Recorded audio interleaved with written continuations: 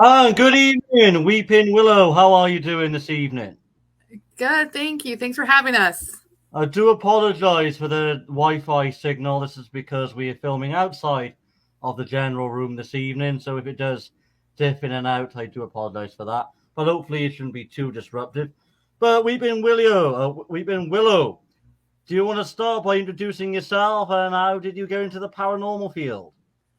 Yeah, so I'll just start and then Reese can go next. But so basically I've always been interested in the paranormal.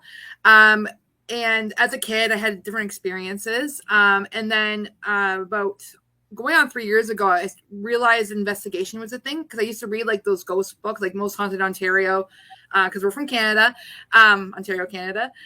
So I didn't really know about the investigation part, but then when I realized there was this whole world investigation about last year, I would say probably in about March, I thought, you know what, I'm going to start a channel, or I didn't want to start a channel. I just wanted to investigate. With my friend, a really good friend named Crow of Jesus, he was like, you got to do a channel, like put out your evidence. I was like, oh, okay.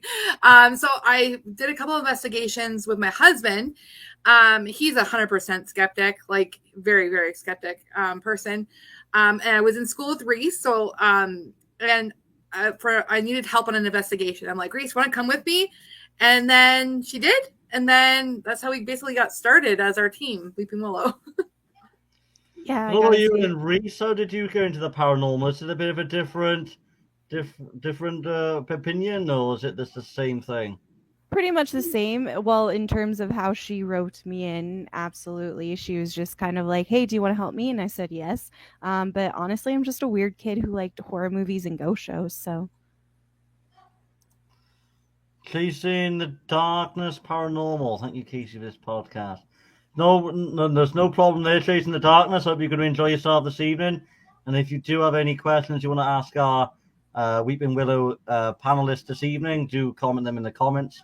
I do, however, want to repeat myself, though, at the start, if you missed it, that due to filming outside of the general room tonight, the Wi Fi might not be great and the signal might be a bit poor than normal quality or normal standard, but I'm hoping it doesn't give you an interrupting evening. But do stick with us throughout the show, as you will know from something from Weeping Willow that you might not know already. So do stick around for that, and do comment if you've got any questions. We will, of course, answer them.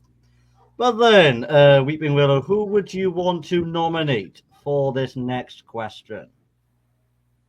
Nominate, as in like Reese. Reese or Casey? Who's gonna be the nominee for the next question? I volunteer as tribute. Sure, Reese, go. So, did you seek advice then from family before opening up your social fees or joining the paranormal community? Most people would ask advice, if paranormal is the right trend to go into if you're not sure about it. So, did you seek advice from family and friends just before agreeing that paranormal might be for you? No, I didn't really ask. I mean, they're not surprised, that's for sure. When I told them, "Hey, this is what I'm starting to do." They're like, "Oh yeah, that sounds like you. That's yep, normal for you." Yeah, so I didn't really have to, but they're not very surprised either way. I suppose the paranormal is the mystery, isn't it? It's what keeps that mystery going within the paranormal field. You're not going to get activity in every investigation, so that's what keeps that mystery flowing, and that's what paranormal is. It's about, um, you know, sticking with that mystery and not taking your eye off the ball, sort of sense. Yeah, absolutely. The mystery is what keeps you coming back. It's what keeps you going back and visiting the same locations again and again. It's what if we can get more? It's that, oh, I'm not sure what that was. Let's go explore it deeper and just furthering it. Yeah. Yeah, it's just all about because with paranormal, you can take it in different routes. Like there's demons, there's poltergeist. There's so many avenues you can take paranormal into. It's not sticking it to the same scene. You can move away, you can join back in. It's all about finding what path you want to take your paranormal into, and it's all about building that knowledge up over time as well. I mean, when you build up that knowledge, you're going to know more about the paranormal than you did at the start. So it's all about keeping it going and not lose sight of the goal, sort of thing. Mm-hmm. Yeah, I agree. So who came up with the branding then? Because I gotta admit, Weeping Willow, I gotta admit that is very, very catchy. And I'm quite, Yes. well, I'm just intrigued about who came up with it. It was me because like it was initially it was like I started the thing. I love trees. I've always been like when I'm in a forest, I love it. Like it's one of my I feel at home. And willow is one of my favorite trees. I actually have a dog named Willow. So and my other favorite tree is a birch tree, but that is not as catchy. So a weeping willow is my favorite like tree. So that's how I came up with it. And then I talked to my sister who does like graphic design kind of on the side. And then she created the logo for me. So I kind of showed her what I wanted. That's why it kind of, for you look at our logo, like we have multiple different like logos. One's just like for like our YouTube icon or whatever, but it's basically after like a gravestone, like what you see engraved on a gravestone, that type of willow. So It's catchy. It's catchy and it's unique. That's why I like saying weeping willow is something you don't come across in day-to-day life. So having that branding is very, very well, it's just something you don't stumble across. thanks. It's very, very, very creative. Very creative branding. I like it. Thank you. But so I'm gonna ask Reese then. Reese, this is the question for you then. If there was a budget of £50, what equipment would you recommend within that price band? Say if you was a beginner, which this is all part of Paranormal Radio, is we recommend equipment for beginners within that price band. So what would be that priority within that price band? Oh, here's where we come into a little bit of a conversion issue because I'm not sure what 50 pounds translates into Canadian dollars. So I'm not sure what my budget is. I think it's almost like double, isn't it? So under $100 maybe? Hold on. I'm going to Google. Around $100. Just to let you know, Casey and Reese, there is no right or wrong answer, so don't feel you have to give the rightest answer because that's not where it is on Paranormal Radio. Yeah, I'm not sure if this is within the budget, but like I think Cassie also agrees with me on this one. Oh, Judas, how are you? I do want to remind everyone that is joining the show as we speak. The signal is not the greatest on this show. Reason being is because filming has been relocated. So if that's giving you a little bit more of a different experience with me stuttering or if it's not in sync, that's something that I haven't got no control of. So I'm hoping it's not as bad as what I'm seeing on my screen anyway. But it's all about persevering and don't let it put you off from enjoying another episode of Paranormal Radio. Absolutely. Oh, so... hey, Betty. So there's someone else in chat. It's actually at $77 Canadian. $77 Canadian. All right, $77 Canadian. What can we buy? Because I think the Oculus, which is something that we really want, is just really expensive. Oh, the Oculus, yeah. Oculus, yes. Sorry. Yeah. Yeah, but I think that's something that we're both kind of aspiring towards. Eddie Hanks, how are you doing this evening? Crowded Judas, thank you for sharing it out. Much appreciated. And do make sure you haven't subscribed if you haven't already, because subscribing to this channel will make sure you don't miss out on any future episodes and future content. So make sure you do subscribe to the channel as well. Chasing the Darkness, how are you? How are you doing? So yeah, anyone that's in the comments right now, if you've got any questions or if you've got any questions for me personally for the show, do write them in. Or if you've got any knowledge about paranormal that you've witnessed yourself, do get in touch with the show, and we'll showcase that comment on screen, and we'll have our view on it as well. So do engage with the show, as that's what it's about on Paranormal Radio. Your engagement matters to us, so do keep it going. So yeah, KC, what equipment would you recommend then within that £50 price band, which is $77 in Canadian dollars? What would be that priority? I think digital recorder, because I know like Reese was saying the Oculus is like $500+. So I think a digital recorder is probably one of the top things. It's so basic to have. Yeah, I'm pretty sure a digital recorder would be the only, or like you can get like cheaper REM pods, but I would say digital recorder hands down as and maybe if you get a cheaper digital recorder and a little tiny speaker so you can hear it better. But yeah. Well, you, Reese, do you recommend any other equipment within that $50, which is obviously, UK money to compare to Canadian euros? So what equipment would you recommend then? Just a camera. Honestly, all you need is a camera. It doesn't have to be super expensive, top of the line. Any camera will really do, because you can pick up that audio, you can pick up those visual stuff, and you have something recording you. And I think that's really the main part. So you would think then, say if you had like an iPhone 5, I mean, I know iPhone 5 isn't regularly updated now as you go onto the iPhone 13 or such. So any like old phones, you don't have to throw them out. They still have some use in some way. Absolutely. Always utilize what you've got in your back pocket. Yeah. I mean, cell phones have like recorders on them even. Like you can like usually have a little app. I don't know if it's an app or whatever it's built into the thing. You record, you can film with it. Like you do a lot of their Tom and Casey and Reese, hello. Yeah. Work team watch just like did. Thank you there, Dan Tex. Make sure you subscribe if you haven't already. Oh, and Anne-Marie. There's like all the peeps in here. Hey guys. Good evening, Anne-Marie. Good evening, Betty. Do make sure you're subscribing, do make sure you like it, and do make sure you're engaging within the live show, as that's what it's about on Paranormal Radio. Pro Justice, how are you doing tonight? Do subscribe, keep those subscribes coming in, everyone, because you do not want to miss out on Paranormal Radio or any other live shows or any other content that comes on this channel. So do make sure you're subscribing, as this is the home where live entertainment begins. So make sure you do keep those subscribes coming in. So then, Reese, what are your views and feelings on creators making unethical content? Ooh, that's a heavy loaded question. I think it's very important, especially in what we do in terms of paranormal, where it's a very fine line on, is it real, is it not?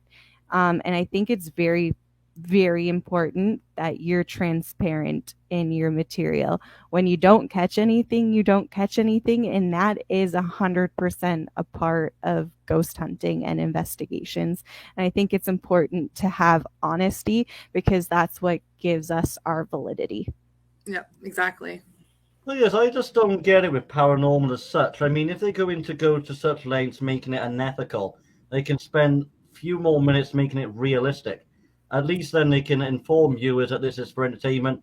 We're not doing it for the real purposes. And if you want to support it for the entertainment side, then this is the right channel for you. If you want to watch real unethical content, then you should, switch off and go to other teams that are doing it for the real reasons.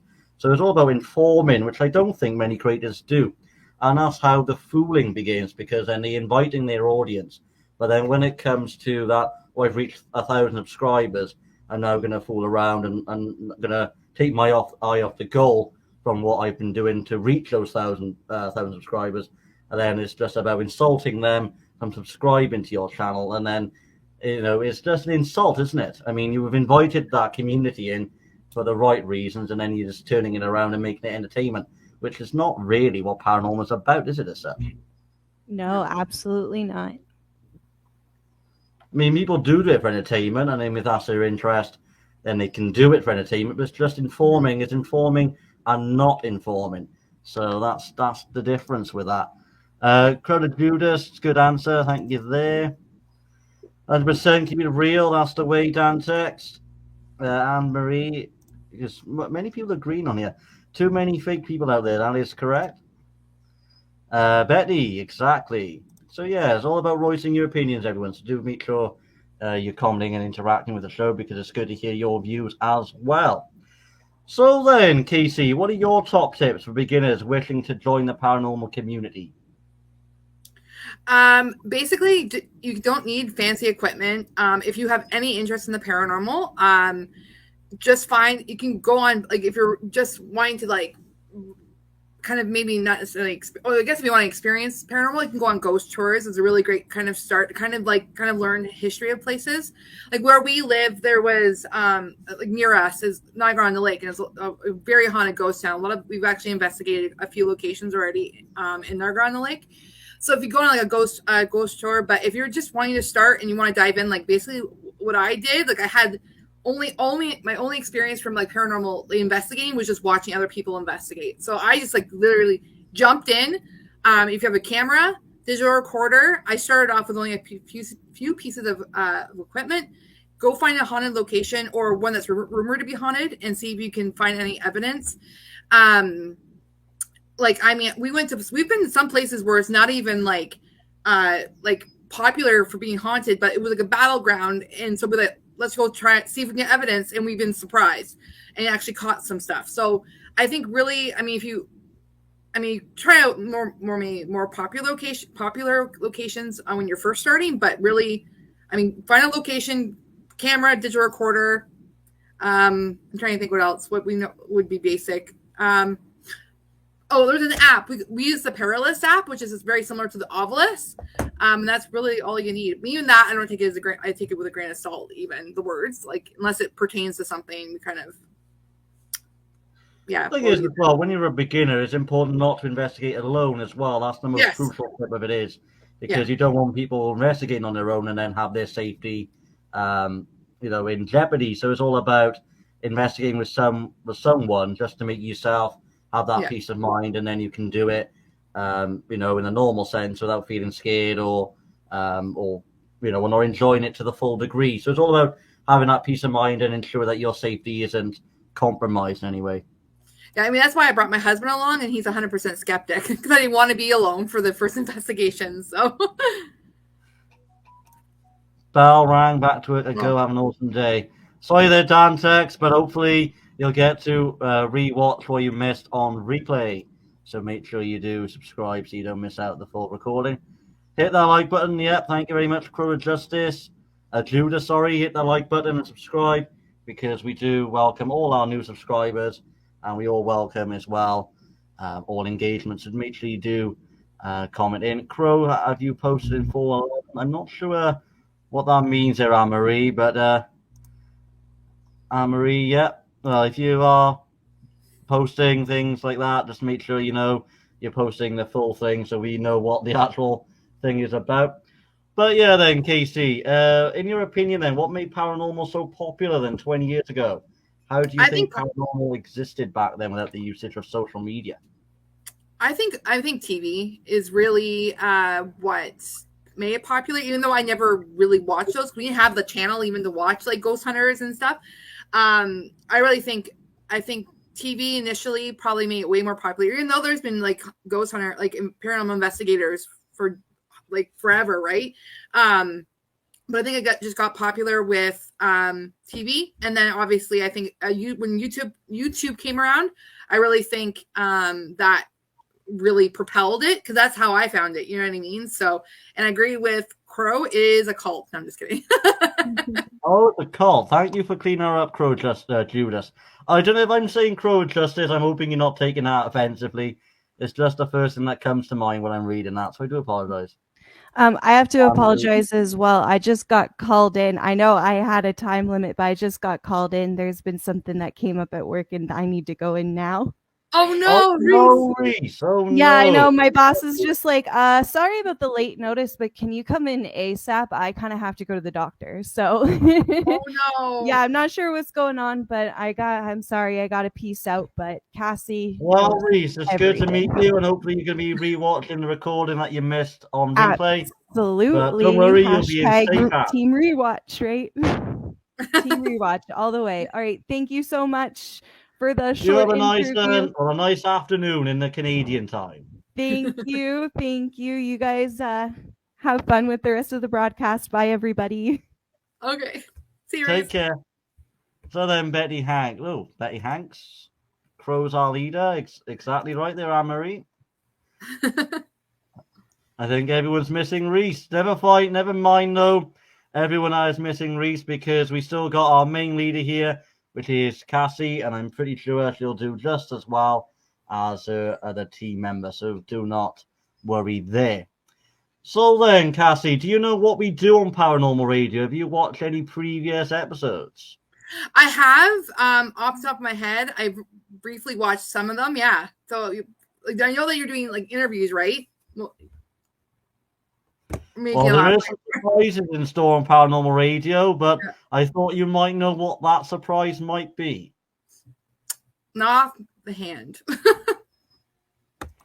Well, then, the viewers that are new to Paranormal Radio and are watching this live, if you have watched previous episodes of Paranormal Radio, do comment in what we do on Paranormal Radio. I'll give everyone a minute to comment in and see if you got the right answer. If you haven't got the right answer, never fear, because I will explain to you what we do on Paranormal Radio. So, what's everyone's first guess to write them in? But Casey, though, how are you doing, though? Have you had a great week? Have you had a good weekend? Yeah, it's been really busy. I've been working a lot. So my work's been short staffed. So I've been working. One day I worked like 12 hours and then it was great. So not really. So it's been busy. Being positive and up-spirited. That's what you need to get through your day. Exactly. How are you? It's almost time to feed. So yeah, obviously not one single viewer has managed to comment in what we do on Paranormal Radio, but never fear, the time has come. So Casey, what we do on Paranormal Radio is we just showcase some of your videos, and you give us an insight of what we see. So what do you think the video will be about? Like which video episode? Which video are we about to showcase live on the show? I don't know. The Beck House had a lot of stuff. Is it the Beck House? It is time for Blast from the Past. So what we do, everyone, you're going to about to witness a video from Weeping Willow, and Casey is our team member for tonight, well, for the remaining of the Paranormal Radio.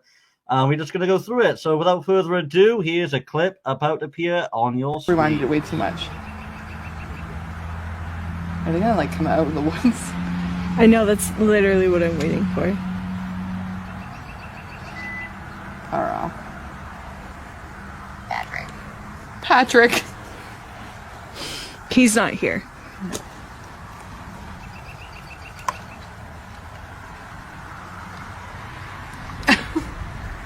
I'm like waiting for literally for someone to walk through there. I know, like it was so loud and now nothing.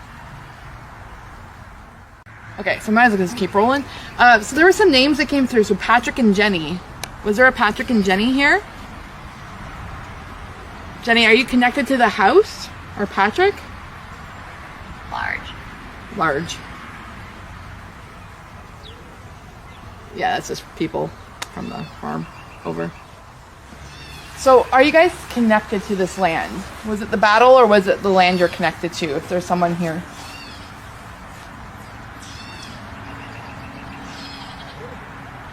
Just people talking. That's going to definitely have to debunk that one. Okay. Yourself.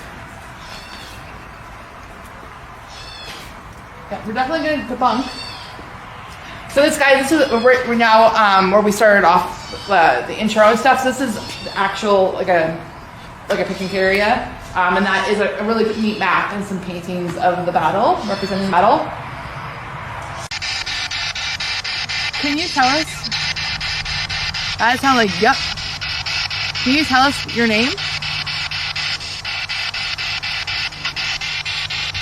Is someone here?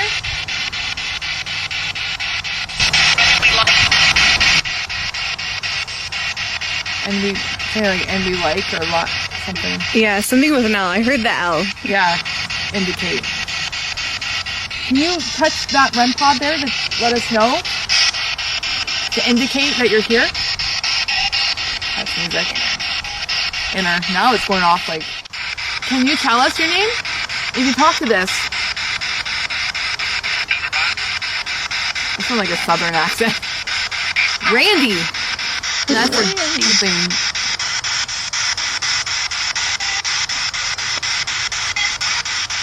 That's music, I think. Were you part of this battle? You can talk. It's funny. That's something hard to make these out. Yeah. Because they're coming like. That's also like people. That's music. Like it's weird because there's voices that don't sound like they're connected to music or radio.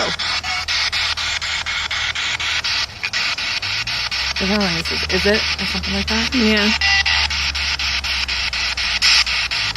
Are you here to talk to us?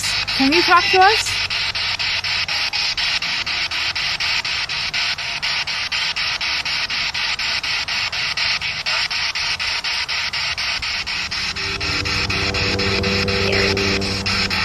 Gary. Is your name Gary?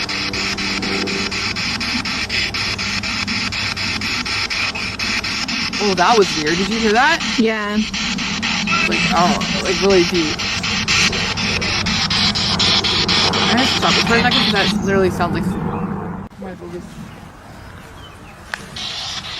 Okay. I have to say something. Opium.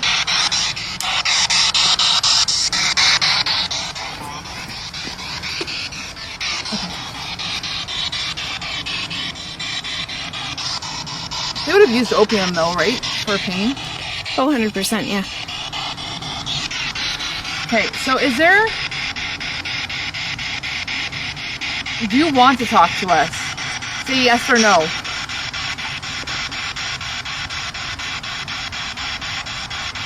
I didn't... Okay.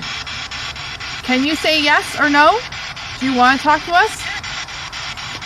That was a yes. That was- I heard a very clear yes. Yeah, I was like, yeah, like a high pitch. Hey, you can talk to us, Elsie. That's weird.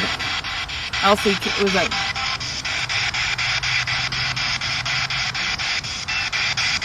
are you someone that's following us, or are you connected to this battleground? So then, Cassie, what did we see in that little video clip there? What was the background of it? So basically, it was a battle that was fought.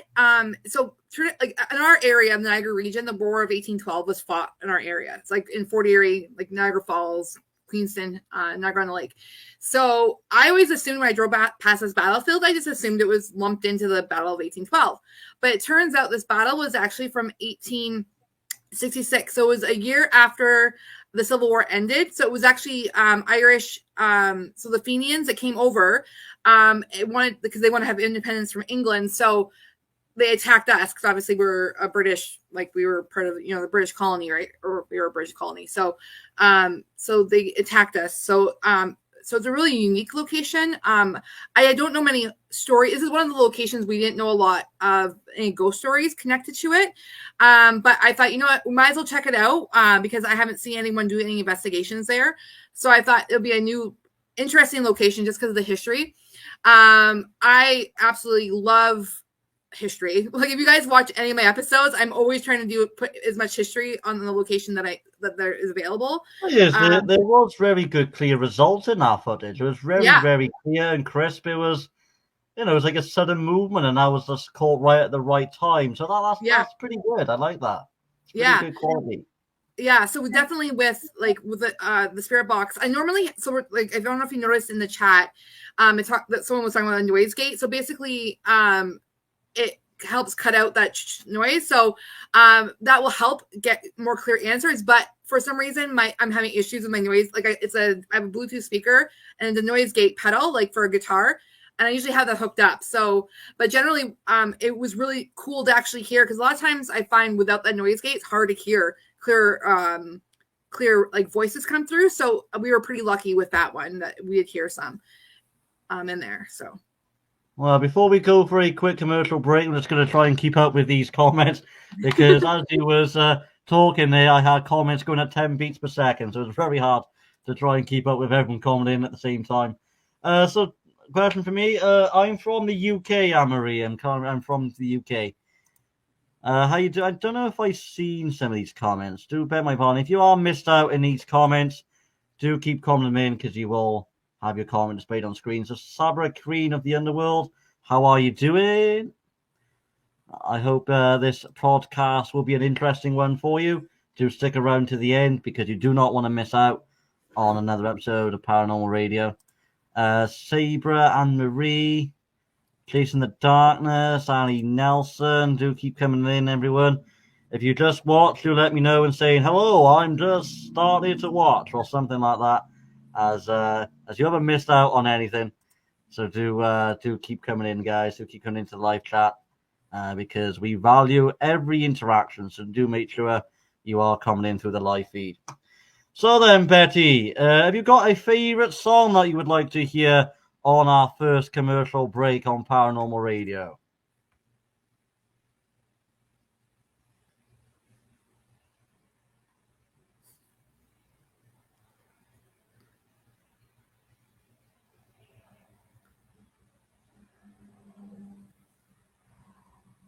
Anyone has a favorite song? Casey, do you have a favorite song for Paranormal Radio? Any song? Yeah, any song. Any song. What's your favorite song? Oh my gosh, I have a lot. How about we do some? Oh, sorry, my dog is barking. I'm not sure. I don't know. I like a music in the podcast, everyone. This is better managed, but tonight is something I simply can't control. So I'm hoping it's not disrupting in any way or disrupting you for your normal viewage, because I really can't control it tonight. Betty, how are you? Oh, I said if you had a favorite song you listen to Paranormal Radio, and it's got a favorite song you like to listen to, even if it's one from the audience. Casey, do you want to nominate a song specifically designed from your audience, or do you want to choose one yourself? Which one do you want to do? Crow, you're asking for a copyright. YouTube doesn't mind me playing songs, Crow Judas, as long as you don't inform them. That's all right. Oh my gosh. Okay. So how about some BB King? Hummingbird? BB King. Hummingbird. Hollywood. Hummingbird. Oh, Hummingbirds. Yeah, it's it's my a good pardon. song. Hummingbird. I don't think I've heard of that one. It's really good. Hummingbird. Hummingbird Moth, is it? Or Heartbeat? This is Hummingbird by BB King. Oh, BB King. Yeah. Oh, BB King, I got it. Sorry, everyone. It's a hard song to find. I've not heard of that song. I've actually not heard of it myself. Well, we found it now. So anyone that's in the live audience here or in the live chat, do comment in through the break, as we will resume our comments right after this. So don't go anywhere, folks, as we return in the next couple of minutes. And Cassie, are you ready for part 2 of Paranormal Radio? I am. Did you enjoy the commercial break? It was great. I was dancing. That's good. If you like the music choices, that's what we like to see on Paranormal Radio. It's all about everyone's having a good time and generally just enjoying Paranormal Radio. That's all it's about. Let's read some of the comments we might have missed through the break. My words, a lot of them. It's like a page of A6. So I do apologize if I'm not showcasing all your comments on screen, because there is a lot of comments. Betty Hanks, how did you? I think I might have shown that one just before it. I'll dig your creativity. Thank you there, Crow Judas. My creativity is something I can't even write on an A4 piece of paper because it's that big and humongous.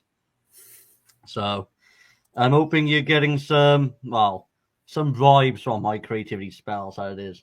First time I've seen this. Thank you there, Crow Judas. Hopefully it won't be the last time you see this, though, because you don't know what's on the channel. So make sure you subscribe, because you don't know what's on the offer. Chasing the Darkness Paranormal. That's pretty dope. Well, I'm to apologize for that then. Chasing the Darkness, do let us know how we can improve your experience on Paranormal Radio. Sabra, Queen of the Underworld, thanks for the link. No problem there, Sabra. I hope it's entertaining you on your Tuesday evening or Tuesday afternoon in Canadian time. Sabra, Queen of the Underworld. Good, looking forward to my sister wedding before over next week. Oh, happy wedding there, Anne Marie. I hope it goes well for you. Betty Hanks, want to support you, Casey, as much as I can. Well, you're doing good there, Betty. So do keep it coming. That's exciting, Anne Marie. It certainly is. I hope it goes well for you. Totally Sabra. It was me. It's good to hear. Good to hear everyone's having a good time on the show. Really is very good to hear. Oh, well, I apologize for that, Anne Marie. I do deeply apologize for that. This song reminds me of the good old days. It certainly does. It's a throwback. It is very entertaining. Thank you there, Sabra. Do make sure you subscribe if you're new here. I'm kind of here. Well, that's good then, Generally Disturbed. Don't leave then, General, because you're going to be missing out on Paranormal Radio. So let's get back to the general art of the show. So then, Casey, the question I will ask you is, what are the top 5 recommended places for a paranormal adventure? Like ones I've been to, or like ones like, is that what you mean? Or like ones Is there anywhere that you recommend? So it could be a graveyard, a shopping mall, just about the place, not so much about the location as such. It's just the popular places. Oh, okay. So, I definitely think like any historic like inn, or because I would definitely see like some hotels, because we've been to 3 and we've definitely got paranormal evidence. I mean, mind you, one was because of the war, but or 2 of them, but one didn't have a lot of evidence. But I think hotels, and one we don't even know the history behind the location, but the hotel we caught like an EVP there. And that house is also an Airbnb now, but it's a house. So definitely I would recommend an inn or like an older hotel. Is a great place. And battlefields. We've been to a few battlefields now. And that's a really good place in general to like find some paranormal evidence. Trying to think what else. I'm not so necessarily big on graveyards necessarily. I mean, like I think they could. For me, I don't go to cemeteries for investigations just because, especially if it's a new cemetery, because I don't want to be trying to contact someone, and it's like their loved one sees that I'm like their the gravestone. So out of respect, I will go to older places for cemeteries. So yeah, I think those are probably like the top ones that we've been to. But yeah, I think those are probably, or like insane asylums, or like those are really good places. Actually, Chasing the Darkness Paranormal, his name is Levy. He goes to one in New York called, I think it's in New York, but Letchworth. I think it was a hospital, but anyways, really good place to go. He's caught some really cool stuff there. So I think for like those are the top like areas, not something specific, but good places to check out paranormal. Like is though, you don't have to investigate, anywhere that's popular. You can investigate in almost anywhere. But as a beginner, it's important to give them that guidance. You think if I'm going to investigate, what are the top 5 places to investigate? It could be a graveyard, which I think that is the top one for that is the most popular places to investigate. But it's just about using, your own creativity around that. It's all about using some logic, and if you've got some history about the place, then it just makes it an advantage then to investigate beyond graveyards. So it's all about taking some knowledge and taking some advice before you go there. But in all general, it's just that don't investigate alone and you'll be just fine. Yeah. Here's quite an interesting question, though, Casey. What are your views on the Necrophonic app? Because I've interviewed loads of guests in my time doing paranormal radio, and they say it's for entertainment purposes. It's not ideal for paranormal use. Most say it's ideal for paranormal use. Most say it's not because they haven't got the compounds in these devices to make the paranormal work in a sense. So what are your views on that as a whole? Okay, for the Necrophonic, I'm not 100% on it because I find that if you're recording a video, the Necrophonics can sometimes come through and sound like an EVP. That happened to me. I was doing a collab with somebody and he uses Necrophonic. And I was reviewing the footage and I was like, oh my gosh, that's an EVP. But then I realized it was from the Necrophonic. So I really, like me personally, I've never used it in an investigation other than that one collab where the guy used it. But for me personally, I wouldn't. I mean, I have used the app. I use the Paralysis app, which is just like a word bank, right? But also I don't take that I take it with a grain of salt because it could literally just be random, right? Or like coincidence. But with the Necrophonic, I find there's too much room for error that it could sound like an EVP when it's not, or it could, and it's also random too. So I don't know. That's just my thoughts on that. It's quite a controversial question, isn't it? Because on the one hand, they might be ideal. On the one hand, they're not ideal because they haven't got the resources that can deliver more of an accurate reading. So it is 50-50 how you put it. But I personally don't think, because the device is even built for digital paranormal investigating, I don't think they are ideal. But as I'm not a paranormal investigator, my view is probably mixed compared to most. But let's ask the audience then. Anyone that does investigate or is a paranormal investigator, do you recommend the Necrophonic app? Have it worked for you? What are your views? Do let us know in the comments, because that is quite an interesting one. So what are your views then on the Ouija boards then, Cassie? Do they give off bad luck as such? See, I've never used the Ouija board. mostly I've never used it. I would say I'm against it, because I mean we're using like other pieces of equipment in almost the same sense as a Ouija board, right? I just personally have never used it. I think in order to use it, I think you should really know what you're doing, and hence why I've never used it. So I wouldn't say I'll never use one, but if I do use one, it would be with someone who knows what they're doing. But even then, I'm like iffy on that. So I mean, it can be dangerous potentially, but I mean, using any pieces of paranormal equipment or trying to contact, the spirits can be kind of not great either. So, but just for me personally, I think potentially it could go bad. And just make sure you know what you're doing with it. That's all.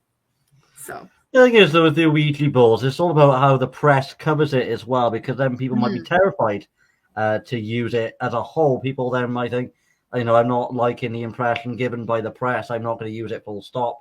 So it's all about how the press perceives the Ouija boards in the light of paranormal use. It can give off curses and gives off, bad activity.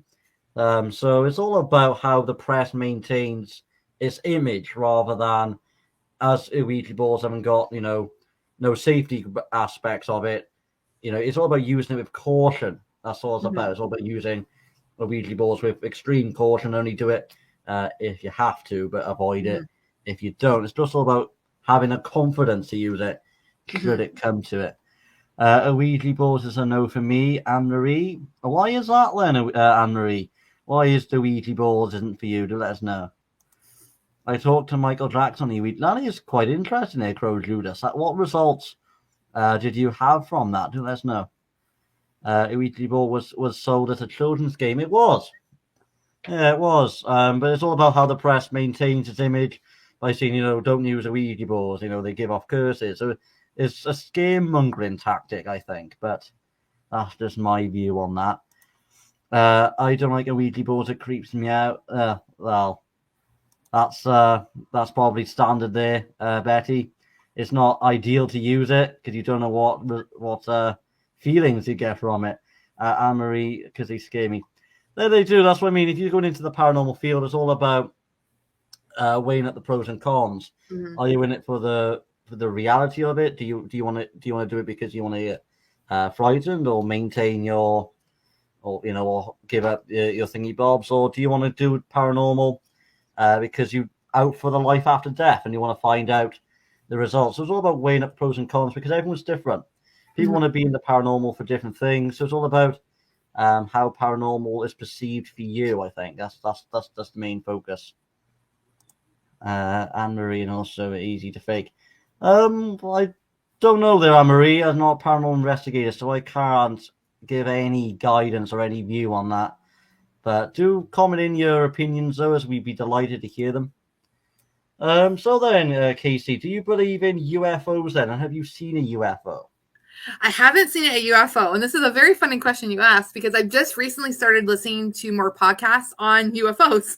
So, because I've always liked sci-fi, I think there has to be something out there. So I've just been listening to podcasts just to learn more. Yeah. So I do believe probably in UFOs. I haven't seen any.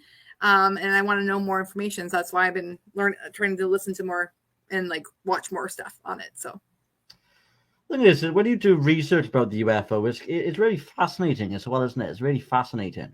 Mm-hmm. Yeah, it's it is. In a sense, because you don't know what you're uncovering with UFOs, and to have the opportunity to see one, I don't think it comes every week. I think it comes once in a lifetime. So it's all about just maintaining your vision, and if you see a UFO, capture it, because you never know when that chance will come again. Yep.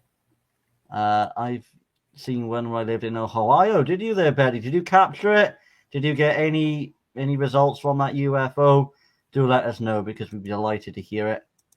Agree, Cassie. We can't be the only thing out there.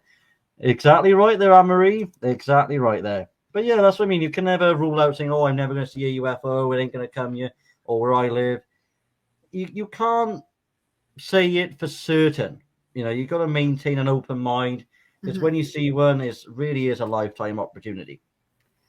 So then, Casey, what would you do then if a friend or relative admitted practicing witchcraft? What would your feelings be on that? I really, I wouldn't care as long as they're being safe and not like doing anything crazy. So, depending on what type, like, you know what I mean? Like, but in witchcraft, like, I mean, in general, as long as they're not being dangerous, like, they're not like, you know, doing stuff that's dangerous. I mean, I don't know a lot about like Wicca and stuff, or, you know, but yeah, as long as they're being safe, I wouldn't really care. That's what I mean. It's all about having that guidance and that safety guidance, because I think that's, Yeah. if they're practicing witchcraft, you've got to lead them on that safety path, and you can't just let it go solo, because you don't know what would happen then. No, don't get woken up with a bright light and get a chance to catch a pick. Oh, that's a shame there, Bertie. Would be delighted to see it. I'll see it if you caught one. That'd be pretty interesting to see that. Crow, you sound like you have experience. You took one down real fast. Oh, I don't know what you mean there, Crow Judas. General, yep, you're one of them. Looked out of my apartment window and saw it.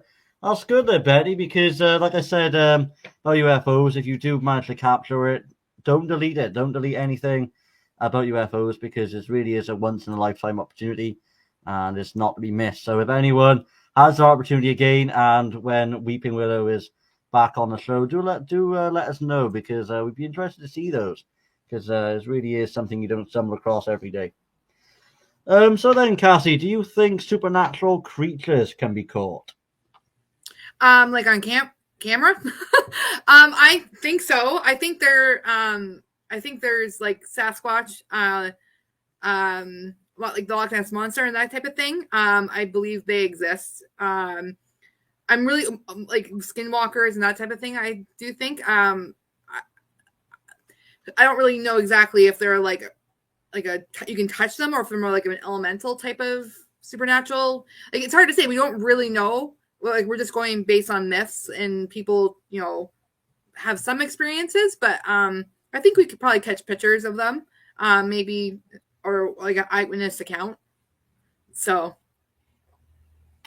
The thing is, any creature can be caught, can't it? I mean, a spider can be caught. Any sort of creature can be caught in its own way. But when it comes to supernatural, it depends what ability you have to try and capture or caught, or catch that creature without it going across your apartment or anywhere. So it's all about finding the right equipment to use should you identify a supernatural creature. But before we do proceed further, anyone that is watching Paranormal Radio, I hope we are not giving you nightmares in this show, because we really don't want that.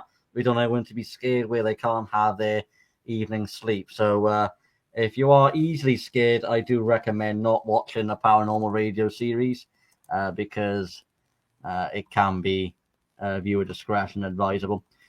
Crow, check your messages real quick.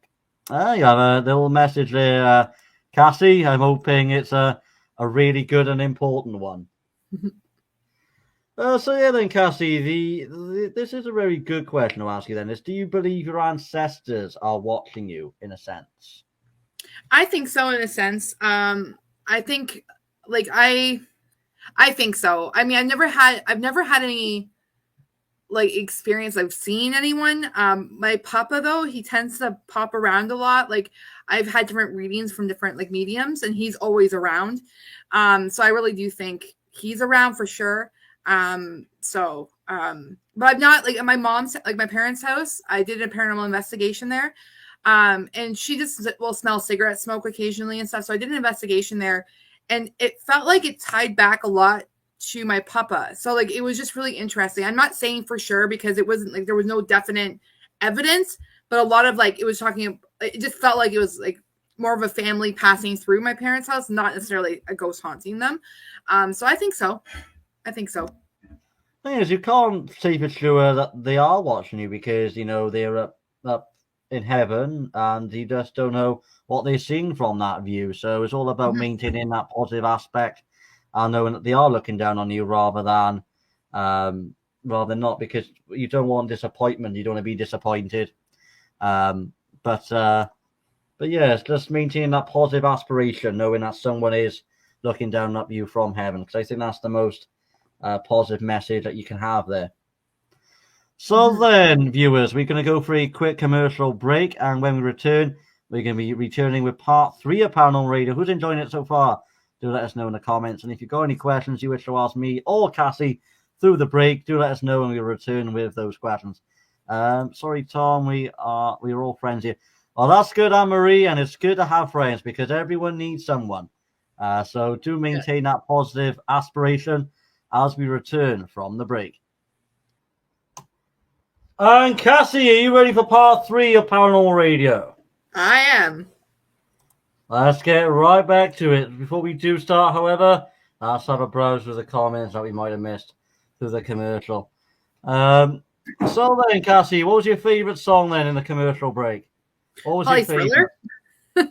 Thriller. That's a good one, that is. Yeah. That is a classic. There's loads of comments here. Keep them coming in, everyone.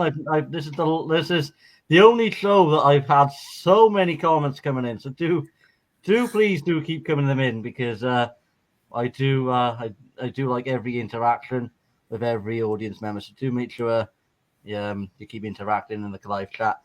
I think we've seen most of these. Wish StreamYard made them a bit more easier so I can navigate. I get the old smell of pipe tobacco, and then the only person I know who smoked a pipe was my granddad. Didn't know their general. Didn't know their general at all. That's something I didn't know. Victoria Smith, how are you? Let's have a look. Very welcome, Cassie, and enjoying it. That's good there, Anne-Marie. The show keeps getting better, so don't miss out. Do keep staying in from the start to the finish, as you'll have a fantastic evening on the channel. On the line dance. That's good there, Victoria. You might have that opportunity in the commercial break, so don't miss out on that. Hi, Victoria. And it's true. Halloween time. It certainly is thriller time. When you hear the thriller team, all you got to do is think about Halloween. In a video at the castle where we're staying, this looks very creepy looking. Graveyard next to it. That's good there, Anne-Marie. I hope it goes well for you. Do keep us informed. You can find my social media on the website. Anne-Marie, that sounds so awesome. It certainly does, Victoria. It certainly does. I need to try. Oh, that's from Weeping Willow itself. Yeah, you definitely need to travel to the UK. You definitely need to. So yeah, it's definitely on my bucket list. We'll go ghost hunting. Yes, definitely recommend. If you want something, to keep you out of that comfort zone, I think paranormal investigating is for you. Bring hubby, and hubby can babysit. Sure you won't back us. It depends what you mean there, Anne-Marie. What am I supposed to be backing? It's quite vague there. You have to give us more details. Victoria, Casey, there. So do keep the comments coming in, everyone. I'm sorry I do miss out on some of the comments. It's because StreamYard doesn't make it very easy for me to navigate when I have so many comments to go through. So if I do accidentally miss your comment, do write it into live chat as I will go through them as and when possible. So do make sure you do keep them in. So yeah then, Cassie, we will return with part 3 of Paranormal Radio. And in the belief then of UFOs, alien and psychic powers, is it growing because the religion is dying? Do you think? No, I think people's minds are opening up to more things. And I think that is why, and people are searching too, I think. So I don't necessarily think because religion's dying necessarily. I think just people are more open to the unexplained. I think because there's more like, I don't want to say there's more books, but there's like books out there, more TV shows, more like on YouTube, there's more like movies, you know what I mean? So I think people... Of course I do, Anne-Marie. Your interaction matters. Of course I do. This group of people are awesome. Radio or the next episodes, do come in. I'm not going to bite. Do come in and say hello. That's what we do on YouTube. YouTube is built for a friendly community. So do keep coming back in and support the channel. It's much appreciated. Yeah, but as you were saying, Cassie. Yes, I just think there's more of like people are exploring more of the unknown, I think, and people are maybe experiencing more, or at least it's more like available. Like it's because social media, people are posting more about their experiences, right? So I think in general, I think it's just we're exposed to more, and I think that's why. Thing is, though, because it's quite an interesting conversation, isn't it? An interesting question because UFOs, alien, psychic powers. Because It's three combined, and they're all different in their own ways. So it is quite a hard question to answer as such. But does any of the audience members know why the UFOs, alien psychic powers is growing? Because belief in religion is dying. Who wants to get involved on that question? Who wants to voice their view on that? Let us know in the comments. But yeah, then, Cassie, have you been involved with a contact with an angel? Have you ever been involved or had any contact with an angel in general? I don't think so. Not that I'm aware of, at least. Have it ever came to you though that you might have a contact with an angel? You might be in contact with one in later life. Can you just repeat, or I can't even speak? Repeat, Would it ever occur to you that you may get in contact with an angel in your later life, not necessarily now? I mean, hopefully it would be more apparent. If makes them more into the paranormal, so maybe I'd be able to recognize it better in the future. But I'd be fine seeing an angel. So. Yeah, because it's interesting, isn't it? Because with angels, it's like giving you a wish or granting your wish. So you can never say that, I want to be a YouTuber if anyone isn't a YouTuber. You can't say I'm never going to be a YouTuber, because when you go to sleep or have your dreams, you'll think, one day I can definitely be a YouTuber. And, it's just about proving yourself and proving your dreams. Because when you have those, dreams, you never know what will occur. So it's all about just keeping yourself positive, thinking you can do something rather than thinking you can't do something. Think about the opposite rather than think negative, because I think that's the right way to go down. I'm a pinata. Well, are you there, Victoria? I didn't notice. Thank you for telling us that. Have you seen any paranormal or anything weird? Well, I'm an urban explorer there, Betty, so you're going to have to ask that question with a bit more urban exploration theme to it. But I can't say I've seen anything weird. Not something that would freak me out or anything. But obviously, I can't say that for certainty. I'm not going to get freaked out by what I see in my urban explorations, because it's impossible. You can't think in the future. But at the moment, I can't say I've seen anything weird. But I rely on you, the viewers, to watch the videos, comment in the videos. I think, I've just seen something at these time frames. So it's all about just getting involved and thinking what you saw. Because me as a broadcaster and an urban explorer, I'm there to capture what I see. I'm not there to fully investigate. So I do rely on that interactivity. So do watch the videos and let me know. Timestamp it, and I will definitely look at it with a more fine-tooth comb. Victoria, maybe. Oh, thank you there, Anne-Marie. Thank you for your nice comment there. It's much appreciated. UFO and Bigfoot. There it is, Betty. That is something I missed out there, Betty. Bigfoot. That is another route where you can take your paranormal knowledge to. Victoria Smith, Anne-Marie, really miss you. I haven't seen you in a long time. Well, Victoria, Anne-Marie is... Oh, sorry. I thought it was Weeping Willow for a second, and I thought I thought it was aimed at Weeping Willow. If you haven't seen Weeping Willow in a while, though, Victoria, you're in the right place, because Weeping Willow is on your screens. So you're in safe hands there. But I must have misread that comment then. But then, Cassie, let's get back to base then. So do you believe in the witches or the practices of witchcraft? I mean, I believe people do practice witchcraft. And I know a lot of, because I don't know how a lot of knowledge about it, but I do believe people practice witchcraft, right? They do spells or whatnot. So I do believe that. I just don't practice it, but I believe people do. So. Would you ever come a time then where you think, I'm really interested in witchcraft and I want to learn more about it? Would you want to bring yourself to think, I'm going to practice it, study it? I think if it's good for me or if it's right for myself, I'll do it for the long term. Or are you just going to be against it for the long haul? I'm not. Yeah, I mean, I'm not. not against it. I mean, like, it's just not something I would do. So, but yeah.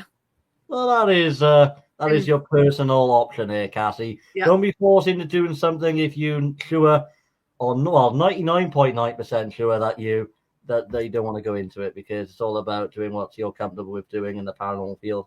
We love her, Cassie, too. She's a superwoman. That's good there, Anne-Marie. You can't leave Weeping Willow out in your comments, because I think she'll be a little bit offended. But then, Weeping Willow, do you think then supernatural things can be proven by scientists? I think it really depends. I mean, I'm sure there could be like some tests done, but it's so hard because you could go, say, for example, you could go to one location and experience something paranormal, but you can go back to that same location and not experience the same thing. So I think it would be really hard, but I believe maybe in the future there could be something that is a little more, could help make it a little bit more concrete. But I think the reason why it's paranormal is because it's abnormal, right? So, yeah, I think eventually maybe we'll be able to get equipment, but it's so hard to pinpoint stuff because you can't replicate it, right? So I think it's really hard to, but maybe eventually. They've got the professional equipment. They've got something behind the scenes that we don't have.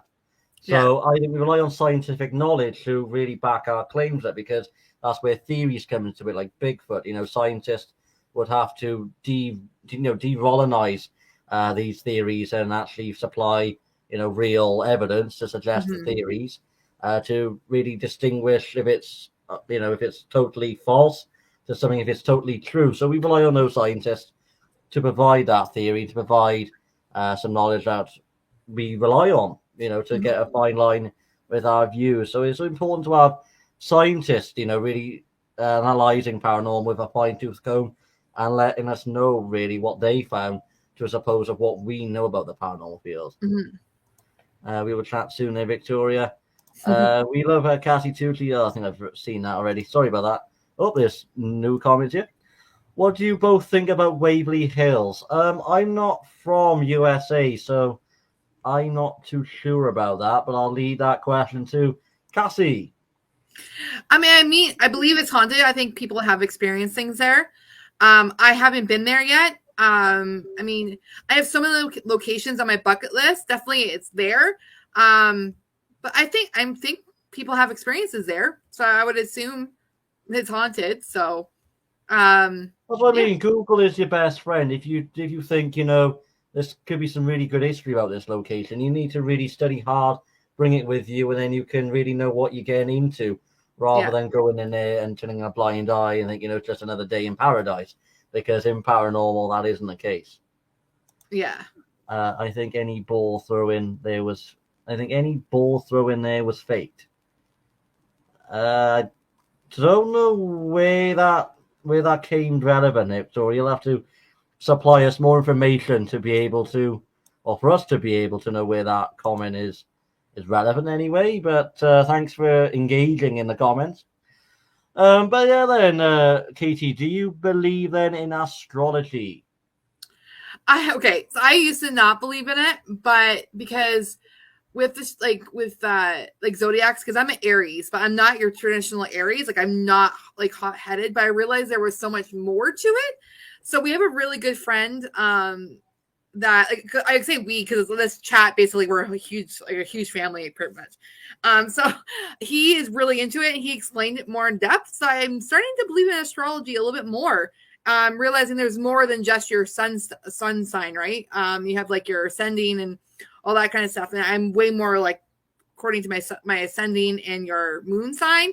So I think it's really interesting. I mean, I've listened to different podcasts too on astrology, and I just recently got a tattoo with the Ryan's constellation on my arm. So anyways.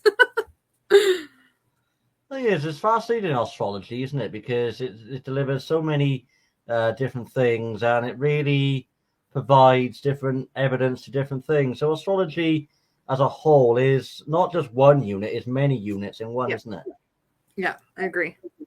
Just throwing shade. Oh, any evidence of my comment can be seen on the Shape's latest video. Well, thanks for letting us know there, Victoria. I might have a little snoop after the broadcast to really know about that, to be honest. But yeah, thanks for giving us a little bit of a bit more information to be able to know where that comment became relevant, because I was slightly confused. So then, Cassie, what supernatural thing do you fear at the moment? Is there any fear that you just couldn't get away from as such today? I don't necessarily fear anything. Like if I was like if it's something I would experience, like I think if I came across like maybe I don't know, like a skinwalker or something, like I think that would be a fear. But I mean, I'm not been in any positions I have to deal with that yet. So, I mean, I've never really been scared either in investigations. I get startled and unsettled, but as a true fear from supernatural, not yet. So. Yes, you don't know until it's there, isn't it? You don't know until you're there Yeah. on location, and you don't know what you're experiencing. So it's impossible to stumble on any fear at the moment until you're there, and then you can just deal with it as and when. You can't say you're bulletproof, because in fact there's something deep down that you are feared of in the paranormal, but you just can't pinpoint at such an early stage, which is understandable. It really is. Yeah. Victoria, I'm gonna go look after. Is gonna go look after this. Oh, that's good there, Anne-Marie. That's good. The truth is out there. Anne-Marie, hell yeah, we are. Victoria will come early to snoop. I would. I'm gonna snoop on your comment here, Victoria, and just to get a bit more of an understanding where that comment was relevant. I was slightly confused there, but now that I know what it's about, it's not half as bad, and keeping us in the dark about these comments, because we really want to know. So then, Casey, have you or anyone you've heard of had an out-of-body experience? I have not. I don't know if I know anyone who has. At least they haven't told me. So, but I believe it can happen. But I haven't. I don't think I've met anyone who has. So It's impossible, isn't it? Because there could be a friend that you may not know or may not have had contact with in a period of years, and yeah. if they've gone out paranormal, you don't know if they had an out-of-body experience because of of the not ability of contact. So it's all about keeping an open mind, because as you build up a good fan base with your paranormal knowledge and your paranormal content, any one of those are declared your friends, or even a whole fan base are your friends, because they know that you're doing it for the real thing, and that's where your support comes from. You're not fooling your audience, you're making it real, and that's what it's mainly about. Mm-hmm. So in many countries then, Casey, do people believe in ghosts, spirits, or dragons? But why do you think the belief is so common? I think it's just people have experienced it. So I think I think it's been passed down maybe. So I just think there's always been, I think that's why people believe in it. It's because it's been passed down and maybe they've experienced it themselves. So. Yeah, because it's quite interesting, isn't it, when it comes to ghosts, spirits, and dragons, because they're all part of the paranormal, isn't it? But I don't think it's talked about as such, or as much as it should be, because there's very little knowledge about it, or there's just not been enough, a wider range of knowledge to build up more of a view or vision of those three combined. Mm-hmm. But do you believe in zombies or vampires, or do you believe in both? Okay, so I believe in insects that become zombies because it's a science thing. I don't think those are real, but I mean, I could be wrong. I believe zombies I don't think are real. But as for vampires, I believe people, I don't know a lot about it. But there's a whole culture, right, that believe they're vampires, but necessarily don't. Some drink blood, some don't, or some have to like the energy kind of thing. But I don't know a lot about it, but I believe that because people are that, you know what I mean, that way. I don't necessarily agree with it, or like I don't follow that train of thought, but I mean, I'm not gonna not like them, you know what I mean? I'm very non-judgmental, so but yeah, it's all that counts as being honest. That's why we subscribe and support them. That's good there, Anne-Marie, and I'm sure Weeping Willow loves every single one of yourself, that's subscribing and supporting the channel, because that's what it's about. It's about your view, and it's about your support, because that's what keeps the channel going, and it keeps Weeping Willow happy, Willow. Yes.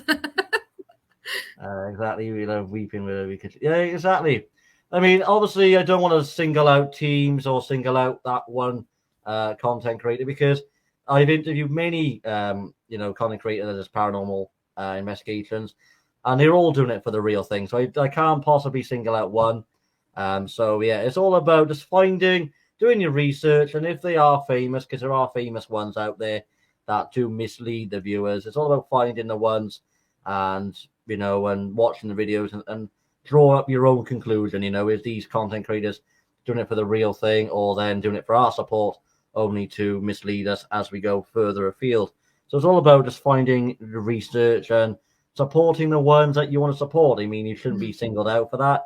You shouldn't be, ashamed of if I support, CJ Fashion, would Weeping Willow be offended? It's not about that. It's all about who you support, because as long as you're supporting myself or Weeping Willow or any other content creator, that's all that really matters as a whole. Sorry, I haven't been chatting, but I'm listening. That's good there, Sabra. Cassie is open, she's honest, and the amazing friend's been a pleasure again to know her as a friend. That's good there, Anne-Marie, and I'm sure you can have plenty of laughs with Weeping Willow, so you'd be in safe hands there.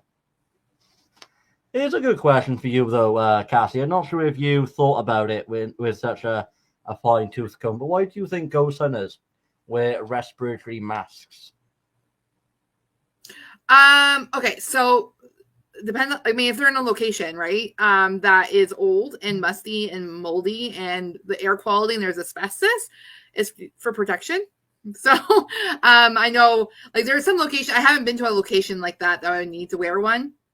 But I definitely believe if there's a need to wear one, I'd be wearing one. So I think it's just for protection from the air quality, right? So yeah. And it's all about safety aspects as well. I mean, if you go into buildings that's got like air, or the air you breathe, and it can be contaminated, it's all about the safety impacts, not breathing in contaminated air, not breathing in air that that might give you a nasty cough or anything like that. So it's all about the safety aspects of that as well, which is good, because safety is the number one priority, and you shouldn't neglect that for an investigation, or just because you're in a rush, because it's your safety that would have an impact on. So it's really cautious you take that into deep consideration. But then, Cassie, do you know what time it is? And I'm going to give you one guess. See if you're right. I was another break, but maybe not. Blast from the past. Okay. So then, Cassie, what video are we going to see? What is your guess?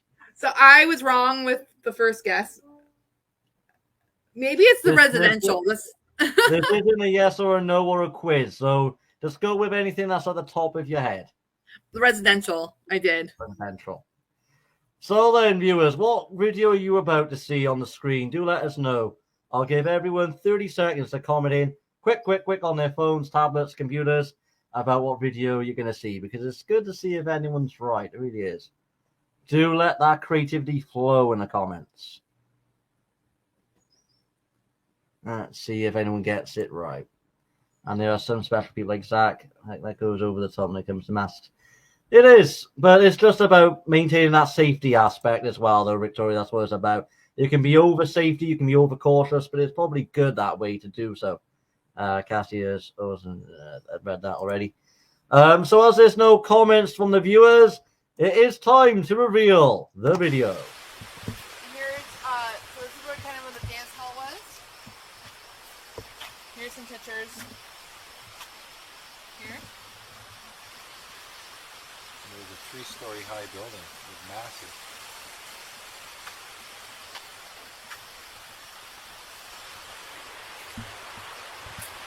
We're actually in Waverly Forest. Did the air just change in here to you? No. I feel like literally I felt like I just like walked into like a heaviness. Oh, that was a weird sounding Amelia. Is there an Amelia?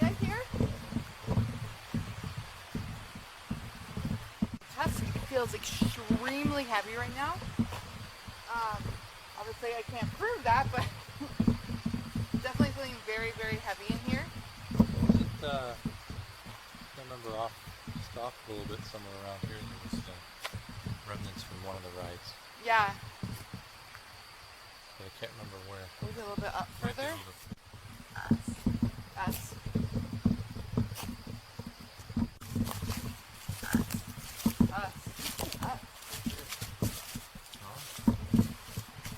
There were a lot of people, right? On these rides that they had at these parks, people died. Yeah. Right?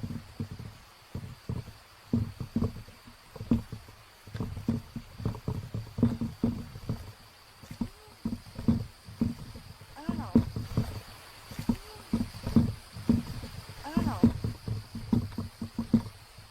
My sense of direction, guys, is crap, so.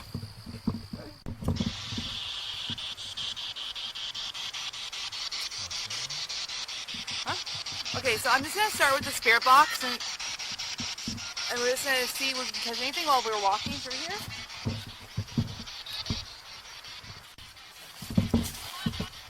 Oh yeah, that's not the second time I've said that.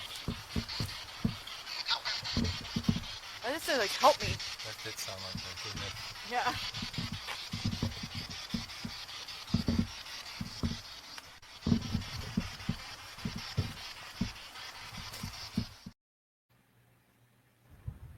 So then, Cassie, what did we see in that exclusive video? So that one was an old one. That was when I had my old camera. So the sound quality is not the greatest. But But the there video was. quality is excellent, and that's what generally matters. Oh, thanks. So sorry, my daughter. Sorry, I have 5 kids, so I'm trying to like wrangle them. But okay. So that one, there was a spirit box. That had did say help me. There was a woo. That woo, I still don't know if it was a bird. I mean, it potentially could have been a bird because we were out in the woods. Mind you, it was a very small section of woods. But yeah, that location was also a battlefield and also an abandoned music park. So that one had like kind of like a dual place. But yeah, that one definitely had some. Because you can really hear what the sound's coming from. So that's pretty impressive. Even if you've got like an old camera, as you know, as we said at the start, it doesn't really matter as long as we can identify what sound it is and just about get a visual. That's all that really matters. Whether it's an iPhone 4 you have, whether it's an old Samsung, you know, you should be ashamed for what Samsung you got or what iPhone it is, because they've got uses, and believe it or not, you never know what use they can actually be used for. So don't throw away all your old technical goods. Keep them for the long term, because who needs an upgrade? I mean, an iPhone is an iPhone.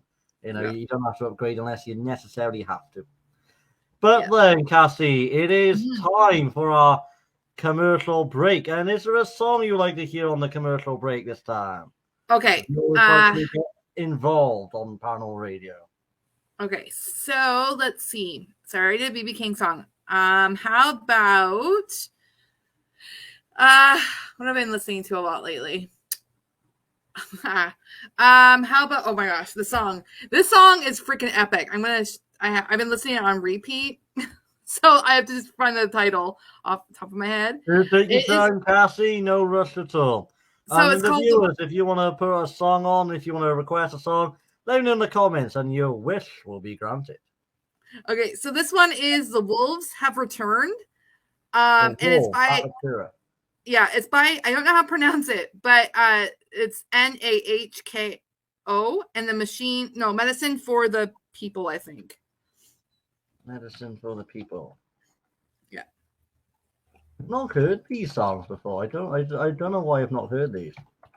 This one is really good. Xavier Rudd is on this one. He's Australian. But anyways. It's a really good Medicine Man. Yeah. There we go then, everyone. We're going to go for a quick commercial break, and when we return, it'll be Part 4, Paranormal Radio. Don't go anywhere. And Weeping Willow, are you ready for Part 4 of Paranormal Radio? I am. Let's navigate through the comments because that was quite we had quite a lot of comments to the break. Let's have a look. Let's have a look in the nice comments box. I do apologize if any comment has been missed. Do retype your comment in and we'll show it on screen. So let's just have a look what we missed. So definitely not Baby Shark. Baby Shark was an all-time classic back then, though, Sabra. So you'll be surprised how much of a trend that was. It certainly was funny, definitely. With Grandma and Grandpa, exactly. I think that's probably the funniest bit in the song. Who's gonna call? Well, it's gonna be Ghostbusters on Paranormal Radio. ABBA is a classic. ABBA's great. Going to an ABBA disco party Saturday. Well, that'll be great. That'll be very awesome. I do hope you can enjoy your time there. The song's so important right now. It certainly is there, Sabra. Victoria Pictures, please and enjoy. I don't know where that comment. Well, I don't know about that comment. I'm a bit confused by that one. It's for the party, the ABBA party. Oh, the ABBA party. That's gonna be good. Yeah, do us some pictures of the event. That'd be fantastic.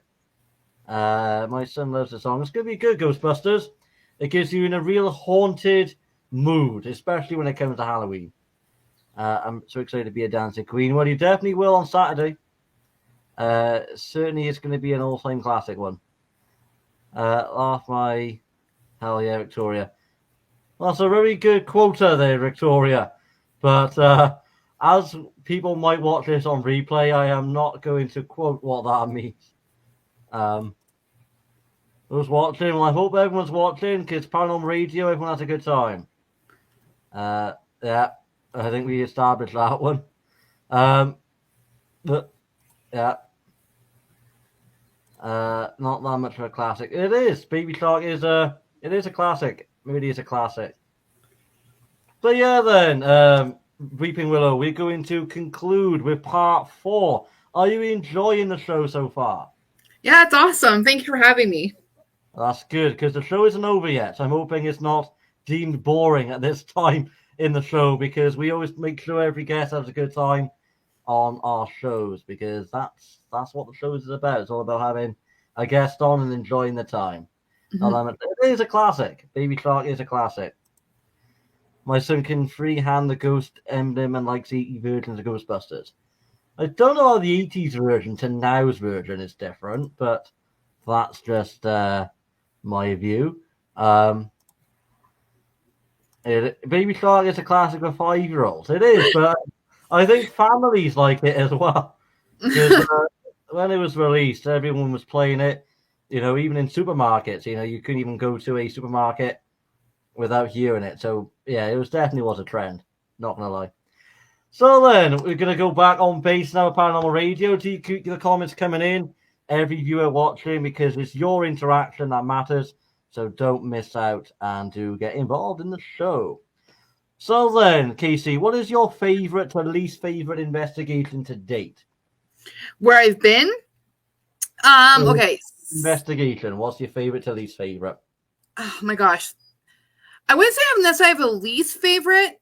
For limited activity, I would have to say probably the Prince of Wales Hotel, which was our very first investigation. So, I mean, mind you, it was our very first, but we also paid a lot of money for that hotel room. And we didn't get a whole heck of a lot. Like, we did kind of get a little bit. See, I have a thing with orbs. I'm not 100% sure, but we had our K2 meter actually got set off and then the orb popped out. So I don't know. That's probably my least favorite, only because the lack of evidence we had there. My favorite, absolute favorite location by far is the Beck House.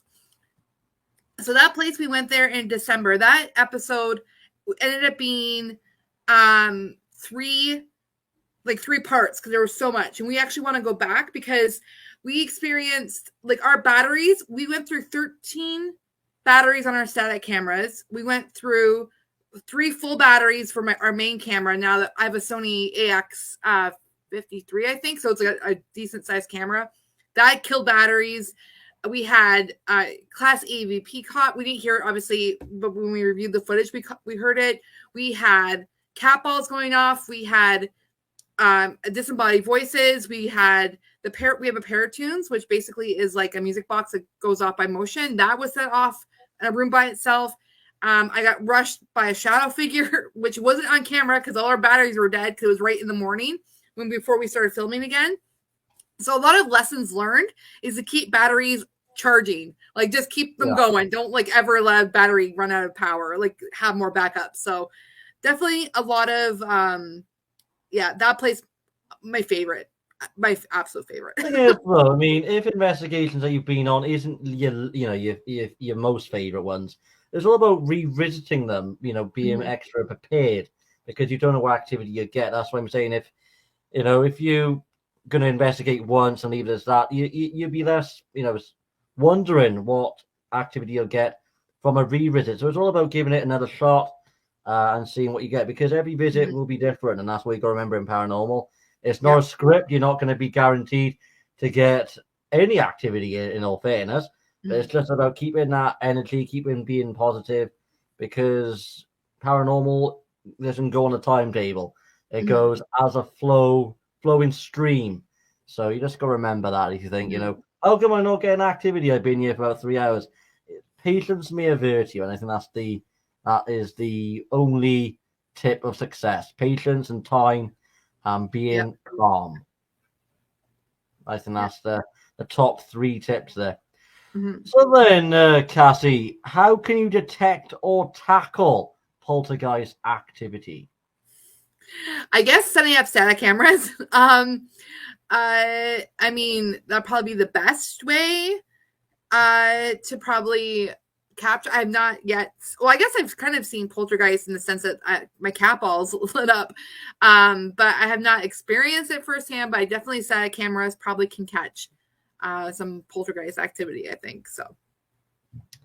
Because poltergeist activity, it can happen so sudden incarnate. You ain't gonna know it's gonna happen unless it happens. Yeah, it's just finding a way to deal with poltergeist activity and be able to tackle it without, getting angry or upset or hostile. Because with paranormal activity, you've got to deal with it the right way, haven't you? You've got to approach it within the right way, and you've got to deal with it in a calm and collective way as well. So it's all about calm, coolness, and general knowledge behind it before you take it into your own hands. So what is a REM pod then, Catty, and how does it work? So basically, a REM pod is a device that has an antenna, or usually they have antennas, but it basically is like a proximity meter. So basically, like I actually have one. I'm going to go grab it. So this is the one I have 2, but this is the one I use mostly because the other one's super touchy. I don't know why. So basically, this one lights up. So basically, like you just tap it and it will light up and make noises. So basically, it can be set off though. We did it at the residential. We did at my parents' house. We did debunk it. We thought maybe paranormal, but we were not 100%. But then we debunked it. So Wi-Fi boosters, because of the Wi-Fi signal, can't set it off. We found out. But yeah, so basically it's a proximity meter. And then it just detects if there's something near it, and it will go off. Yeah, because it's a good piece of equipment that is, with the signal and the lights. It really is a must-have if you want to build up your paranormal, equipment. But do so on a calm scale. Don't go buying it head on. You can just upgrade as and when you feel you want to take it to the next step. Because with paranormal, there's no restriction. You can start all the way from the lower rank all the way up to the high rank. So it's all about doing it in steady paces rather than doing it in a fast motion sort of way. But this is quite a good question for you, though, Cassie, and it might not be something you ever thought of, but as it's paranormal radio, it does become very relevant. And the question is, how can you detect a home investigation scam? So where there's pages on Facebook or Instagram suggesting, if anyone wants a home invest, DM me for more details. And then soon enough in that conversation, they ask you for like a down payment or like a like a reservation fee or something like that. How can you detect a home invest scam based on that? I think, like, so the place that someone's reaching out to you that has like a home invest, like their house is haunted, you mean? So if someone was reaching out to you asking, can you investigate my home? I feel I have something haunted. And then this supposedly investigator asked then for like a payment. If you pay me $200, we'll come to your home. It's just something to be wary of because not every investigator or page does seem genuine. So it's all about identifying the risks and don't send money over because, if they have really got that high passion, they would do it for free or they would offer some knowledge. They would video tour you. So what basis can you put your knowledge on about the risks when it comes to home investigation scams? Yeah, I mean, like definitely asking for money right off the bat would be a huge red flag for me because like I would never ask someone like I mean I'd be paying to go to locations like a hotel or like a Waverly Hills or whatever, you know what I mean? But if it's someone's house, like it should be free. And I would definitely research, like I would probably do some research into the person even, like if it seems a little bit shady. But yeah, no, I would definitely be wary. And if you are going to check out a location, I would definitely go with someone, not by yourself. If you're gonna, if they seem like they're legit at first, I definitely would never go by yourself to a location and investigate a house because you never know people, So yeah, but definitely you can also detect about how how important you are compared to them when they give you like slow responses or fast responses. That can also give you a sign. I think this isn't legitimately genuine. Or if they reply even faster than what some people can actually type. So whether it's copy and pasting or whether it's just fast text, anything of that, you just got to be on red alert because you don't know if it's a genuine practice. So as they say, when it comes to scams, when it comes on phones, emails, scams are just a daily part of everyone's lives now because everyone would be a victim of it or not a victim if they protect themselves from being a victim. So it's just important to identify when it comes to paranormal because paranormal is a heart-touching subject for many and nobody would want to be a victim of scam in that field because then it puts them off and then their trust levels will go down. So it's not nice for anyone to witness or experience. But yeah, that's quite a good one to be aware of about the home invest. But what's your view then, though, Cassie, if someone, I'll come to your home, but you'll have to supply the diesel or the fuel to get me there. Do you think that should be optional? Do you think that should be made, made as a priority? Or how can you go about it on that basis? I don't know. I really think I'm just speaking for myself. I would really not ask for any money. Going to any location doesn't really matter. It would be out of my pocket because you're going to investigate a house usually to help the person. You're not going in there. I mean, you might want to go there and just find if there's evidence or not. But your ultimate goal is to help them, right? If they're asking you to come there, right? So I definitely would probably not ask for money for gas or anything like that. So.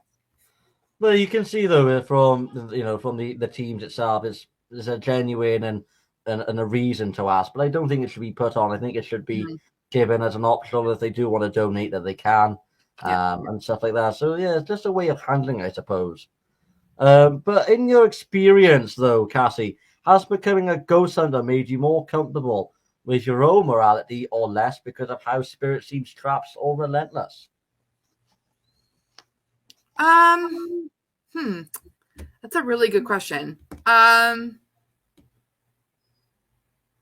not even sure how to answer that one. I guess because obviously, okay, I'm trying to think how to even. I might not be answering this properly. So I guess you mean like going to investigate like the respect aspect of going in. Like, can you based on your experience, how would you answer? Okay. Can you repeat the question one more time? I just want to make sure I answer it accurate. Sorry. Has becoming a ghost hunter made you more comfortable with your own morality or less because of how spirit seems trapped or relentless?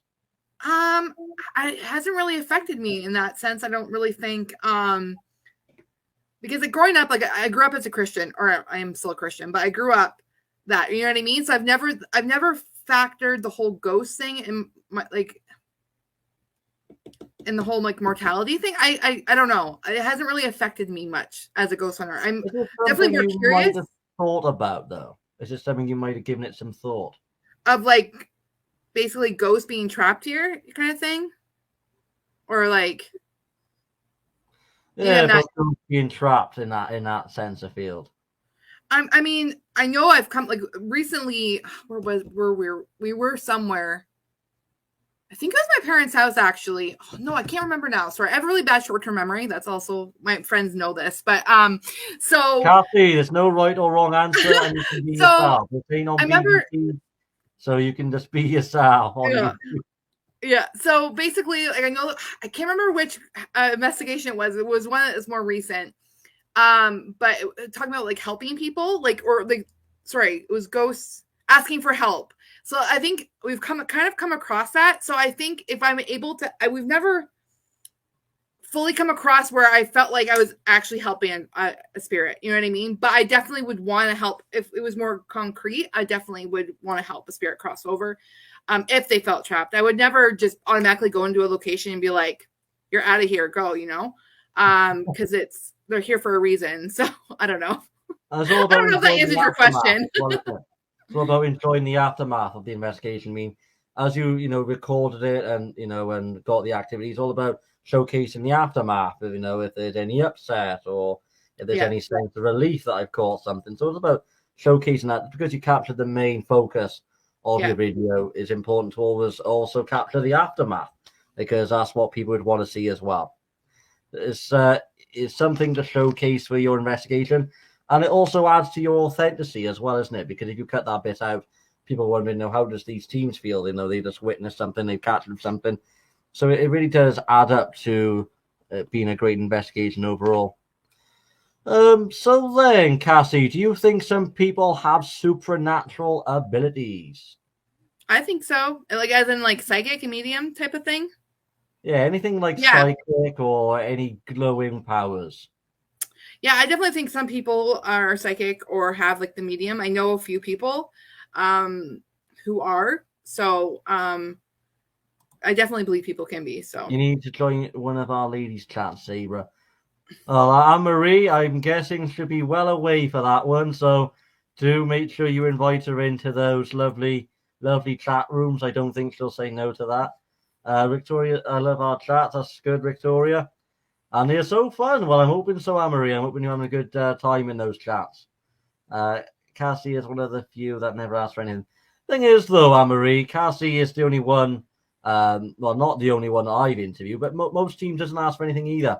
That's what I mean. It's a controversial thing when it comes to Paranormal Radio because it's just expressing your views. I mean, if paranormal teams want to charge for fuel or diesel, that's something that they might have to do. But if it's something that they can leave up to the homeowner and do it in an optional sense, then it's just about how you go about it. You don't have to put on a penalty or a fee for the transportation because you got to think of the homeowner. The homeowner's contacted you, have reached out to you, so you got to do what's best for the homeowner in some way or another. But then, Cassie, if there was one thing that you can change about the paranormal field, what would it be?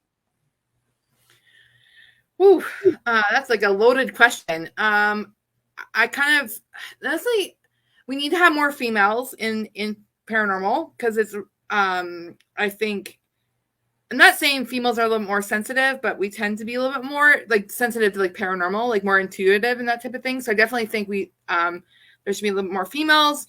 I guess it's like the one thing. Also, there needs to be a lot more people. I mean, there's a lot of people that are authentic and non-fakers, but really we need to bring those people to the forefront, and they're the ones there where people are seeing the real investigation, the real paranormal evidence, and not all the fake stuff. So, do you think spirits who appear to people are good or bad? Do I think spirits that appear to people are good or bad? Yeah. Do you think they appear overall in a good light or overly in a bad light? I don't know. I think it depends on what you've experienced. Like I've personally, I've come across like everything we've come across. I've only ever seen 2 full body apparitions, and it was not when I was investigating. It was in my house. My house is over 100 years old, and they've come to me, and I never felt threatened. It startled me. But I'm sure there's bad spirits that come to people too. I have not experienced it, but I'm sure, I've heard of people experiencing not great spirits. You know what I mean? Like when I got rushed at the Beck house, I really don't. Oh, here's my dog. I don't know if you can see her. She, at the Beck house, I got startled when the shadow rushed me, but I never felt like I was in danger. I was very unsettled sleeping there. And then Reese can't share the experience because she's not here, but she had someone follow her home and would watch her from the Beck house. So, Here's with paranormal, it's about getting outside your comfort zone, but doing it in little steps. It's impossible to be out your comfort zone on the first time of doing something. You've got to do it repeatedly, and as you gradually do that, your confidence will get more better. Then you'll get on to do more bigger things and try to get out of your comfort zone that way. So it's about building it up and identifying, what poses as a nerve to you and how the best way to go about that nerve and go through it, like go through a challenge sort of way. So it's all about getting through it rather than not trying to go through it, if that makes sense. Mm-hmm. But Cassie, do you know what time it is? And I'm guessing you probably have a feeling of what it is. Okay, this is where my short-term memory what it is, but I don't know what can't remember what it's called. But it's where you should blast and pass there. Thank you. Blast from the past time, and for the last time for Blast from the Past, what video are we about to see live on the show? Okay, I'm always bad at this. I've guessed wrong every time so far. I'm gonna say the Beck house to wrap it up. The Back House. Anyone want to comment? What video are we about to see for Blast from the Past? Do get the comments in, and we'll give you 1 minute to comment. But in the meantime, though, Cassie, what is your top 3 questions you would ask a spirit box? Ooh. Okay, usually, what's your name? Because that's always a good question to ask. Can I try to think what else I say? Depends on the location, because I usually they vary, but usually yeah. So what's your name? Is anyone here with us? I'm just trying to think of general ones. Oh my gosh, I'm trying to think. Niagara Falls Jail. That's a idea there that Victoria has. Cassie's first video, Anne-Marie. Do anyone want to keep on guessing? You never know. Your guess might be right. Yeah. I'm guessing everyone's got a brain teaser at this point, so it's going to showcase the video. Did you hear that? What did that sound like to you? Radio? Oh.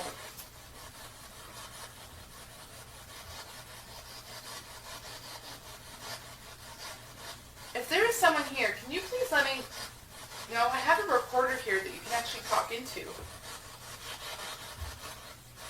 I'm going to move this. I don't know if that EMF is just going off because of all the technology around it.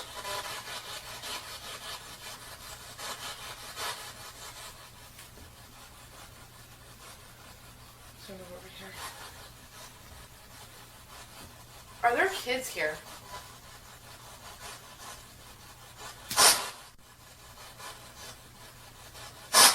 It's okay, you can talk. I know we're new to you. You don't know who we are.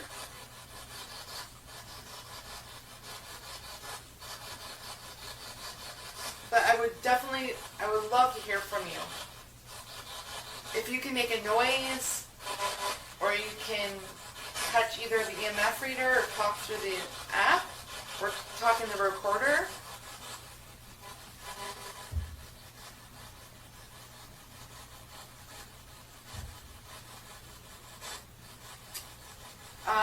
My cell phone just went off. Look it. Okay, guys. Rob, can you just bring the camera down to... I'm not sure if that was in the shot. But see where my hand is?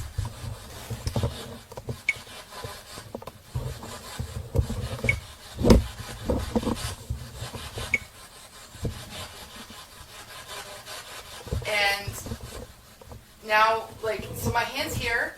I say, can you please touch something? And then the app stays on. When the phone is open, the app stays on. It does not. And then it went to like this screen. It turns off. So it was like that. It was like that screen. And then it turned black because that's what it does after it's been sitting for a little bit. That was very weird. So let me try this again. It like literally turned off the whole app because normally if you can close it out and it will keep running. It turned off the whole app. ITC Legion Perilous loaded.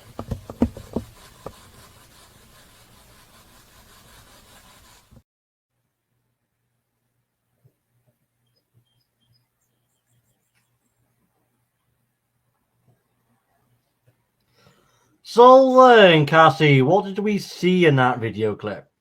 So basically, that was at the Old Angel Inn in Niagara on Lake, Ontario, and that place is prominently haunted by a soldier called Captain Swayze.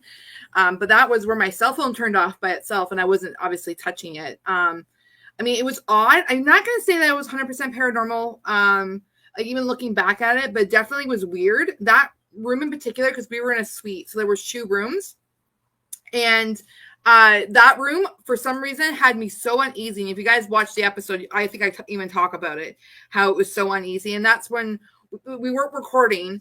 So lessons learned, like batteries charged and keep your cameras rolling. That's where I had a white figure come out of the bathroom.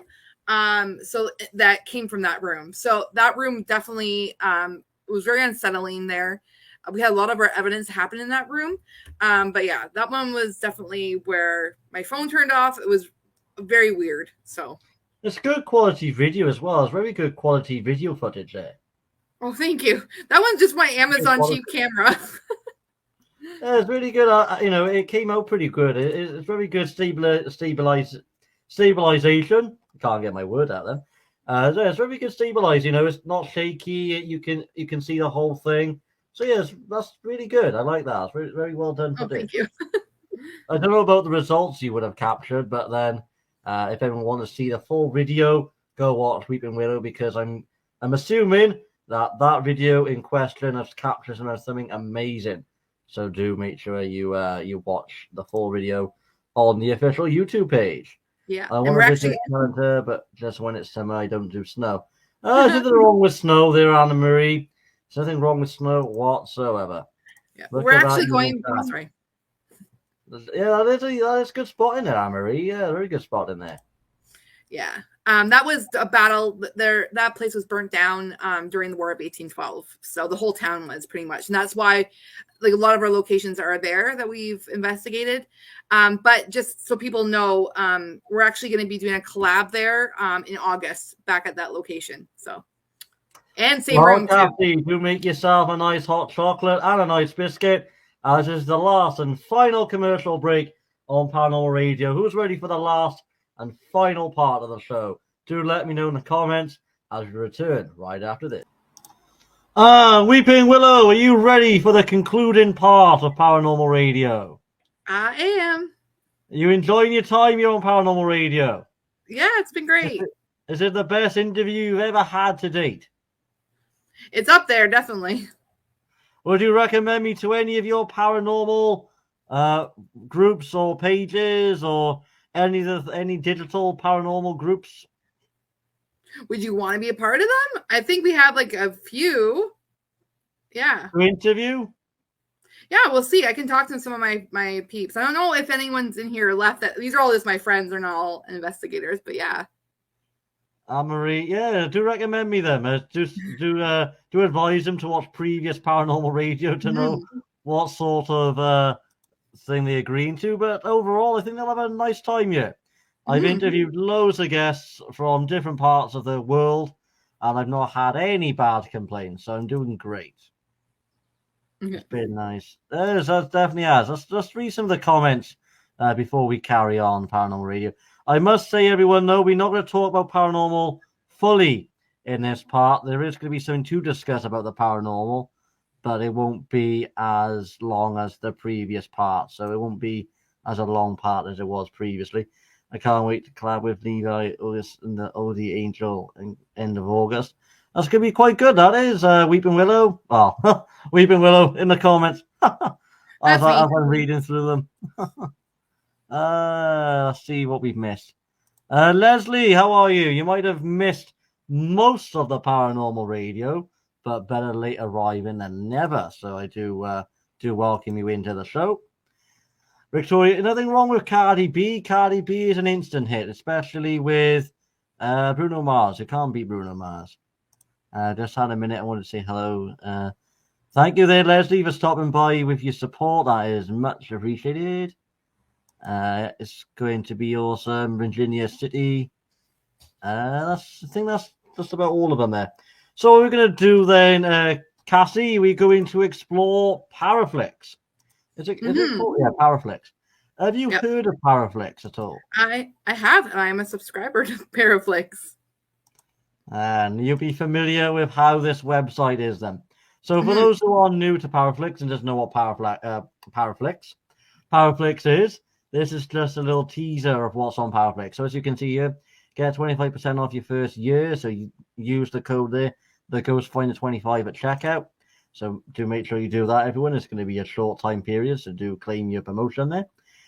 So as it says here then, you saw it here, the universal home of the paranormal. Dare to stream alone, and this is your Paraflix. Better than Netflix, even at that price. $2.96 a month or $25.94 a year. Now, you can't get a digital service for paranormal content like that. It really is low price, and you do get tremendous shows, and this is just a little insight. So you've got Devil's Toy Box, you've got the Writing Hour, you've got the Project Paranormal, you've got Disembodied Voices, you've got loads of content here. Which leads me to ask you then, Cassie, because you've also seen this website and you are a subscriber to it. Have you ever thought of releasing your own content to Paraflix? I haven't, only because I don't think I'd be able to keep up with doing YouTube and that. And I mean, it's a lot of work to for the quality. I don't know if I'd be able to put the quality that it deserves into it. I mean, I guess I probably could, but I don't have enough. I wouldn't be able to do anything exclusive to Paraflix because right now I only release an episode every other week. So I wouldn't be able to keep up. I don't think so. Because I work full time. Paraflix, you got to look at it. You got to weigh up the pros and the cons. The pro is Paraflix have generated, loads of users and loads of subscribers. So your content, whereas YouTube, it could be seen by about 500 people, or even more if it's been shared out on an often basis. But with Paraflix, you can do one series, and that can be watched 2,000 times, because of the users that it has on the platform. So it's just as popular as Netflix, lower cost, and it's exclusively for paranormal fans. So it's just about whether you want to do it, in your later career or later journey. But it'd be a good way to branch out and a good way to release content totally different to the YouTube strategy. Yeah. Yeah, no, I have some friends who are on it. So I'm actually interviewed loads of content creators. I even got a contract with Paraflix, and I was even asking them how do you get onto Paraflix? How can you get that opportunity? And believe it or not, it's only available for a limited time. So I don't want to put any pressure onto anyone that is paranormal, content creations, because if this offer does go away where you won't be able to submit content, I don't know when that ability will come back, or if it does. So there is submit content right there. So it's important to grab the opportunity while it's here. But obviously, if it's not the right time to do it, then you just gotta branch out as and when, and hopefully that offer will be there for you to do whenever you're ready. But yeah, so what series have you watched on the platform then, Casey? What series have you watched? Mostly, so the New Reality I have, and also there is the Harrisville Haunting with I don't know if, I guess Devil's Hour Production, I guess he's probably the one who put it out, but with Matt Benton and Joe Vitale, Billy Cook, I can't remember the other person's name. That one, Yeah, I haven't watched a whole heck of a lot, but those were the main ones I watched. Patty Negri, I've watched some of her stuff. I'm actually going to be with her in Virginia City in September. She'll be there at the event that I'm part of. So, but yeah. So what is your first impressions then on the site in general? What do you make of it now that you are a subscriber? If you wasn't a subscriber now, then what would be your first impressions of Paraflix? I mean, I definitely like it. I mean, I don't have a lot of time to watch it as much, but it's definitely easy to use. I do really like it because you can save it, like save videos just like Netflix and whatnot to watch later. So I do like it. Do you think Netflix would be a thing of the past then for paranormal fans now that this new platform has now been discovered? I don't know. I mean, I think there's a place for either, because like if you strictly want to go into like I don't know. It depends on. I think Netflix will be streaming providers now. You've got Netflix, you've got Amazon Prime. The list is so huge. It's really hard to keep up with how many streaming services there are. And with now Paraflix being one strictly for paranormal fans, it makes you wonder if other services will lose custom if people want to watch paranormal content compared to Paraflix, because Paraflix is purely designed for that, whereas Netflix is purely designed for a mix and match and so forth. So it's like a little tug of war, isn't it? Who wants to pay? Who wants to be a part of the Netflix community? Who wants to be part of the Paraflix community? You know, it's like these little tug of wars, isn't it? Like tug of wars game. But hopefully, though, with my input about demonstrating Paraflix, everyone that's in the comments might fancy that free trial to get a taste for themselves, because you've got to try before you buy. And now with Paraflix, you've got that ability to. So while it's there, to grab that offer and dive into nothing but paranormal content. But that's going to wrap up now the paranormal side. But never fear, the show isn't over as yet. We're going to take a quick 2 minutes break. And when we return from that break, it's going to be your turn in the chair, Cassie, to ask me some questions. So that'll be pretty interesting. And those in the audience, if you want to ask Cassie any questions that's not paranormal related, now is your chance right after this short and sweet commercial break. So then, Cassie, it's your chance to ask me any questions that you'd want the answer to. It's your turn in the chair. Okay, so off the top of my head, so you do Urbex. So what has been your favorite place to go? Like what city or what location? What's my favorite to explore? Funny enough, that is the most popular question I get asked, and it's very hard to put it into a top list because all of them are fantastic. But if I really had to decide about my top places, I would have to pick my first ever explore, which was an abandoned pub, and I think I was the last person to visit there, actually. So I think I'm giving a bit too much away there when I mentioned that. But yeah, that was pretty interesting to visit, and all the the derelict stuff and the stuff that's behind. So that was one of my favorites to do. My next one, though, was an abandoned asylum, which you don't often stumble across in your day-to-day life. That's pretty interesting as well. That was really interesting about what was left behind, all the chains and the dereliction. So yeah, that's my second favorite. And the third one, I'm kind of stuck for that one, to be honest, because there's been so many I visited, but I would pick the derelict hospital. I think that's the third one. But yeah, that's the top three, but all of them are fantastic. Cool. And so you've already said that you've not really experienced anything paranormal. Would you want to experience anything paranormal on your explorations? It's not something that you can plan, isn't it? Because when it comes to paranormal, it would happen to you as you're there. You can't pre-plan. You say, I'm going to witness paranormal today.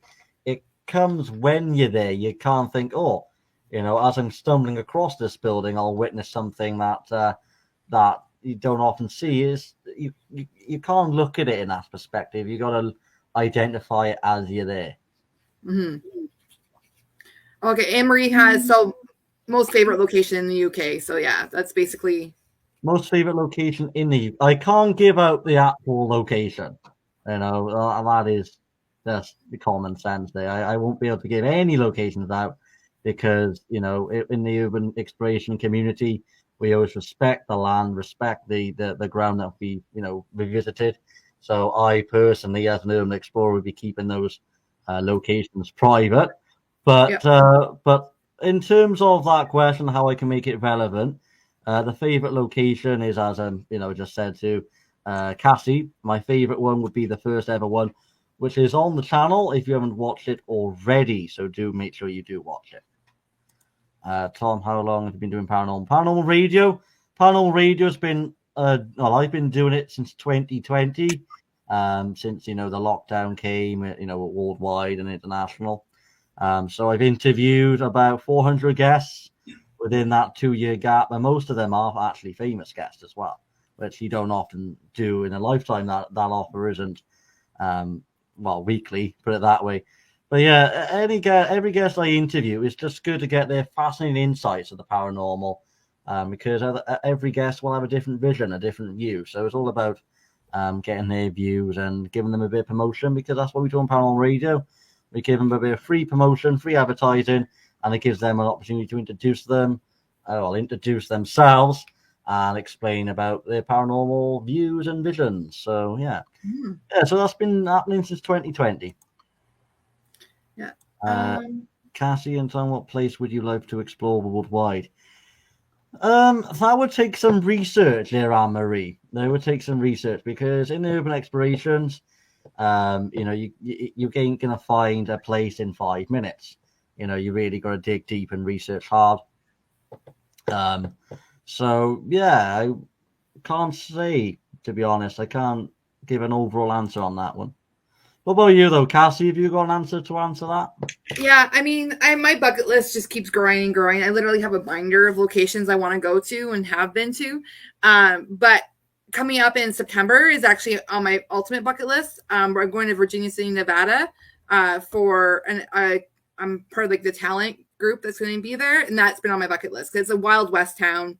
It's been like, I used to watch all those old like westerns and stuff. So going there is definitely like been huge on my list. So that's probably my biggest one. And I look, oh my gosh, in the UK, I literally want to go anywhere where there's castles. I want to go to Ireland. I want to go to Scotland. I would love to go to like my family. My mom's side's from Birmingham, so I would love to go there to see if there's any locations there. Kind of touch down to my roots. So yeah. Have you explored anywhere explored elsewhere beyond the UK? I personally haven't there, Mike. And it is hard to say about any plans, because generally there isn't any plans at the moment. But you know, if that's what you mean, you got to subscribe, because you just don't know what you'll see on this channel. But at the moment, I can safely say that there isn't any plans to explore beyond the UK. Thanks for answering my questions. That's no problem there, Betty. But yeah, I'm going to give everyone now just 5 minutes to comment any questions that you may have. And it's now my turn as well to ask Cassie some questions that isn't paranormal based.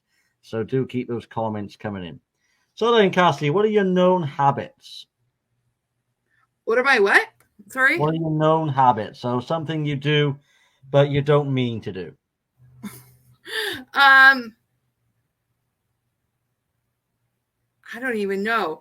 I used to bite my nails. I stopped doing that. Now I have actually long nails now. I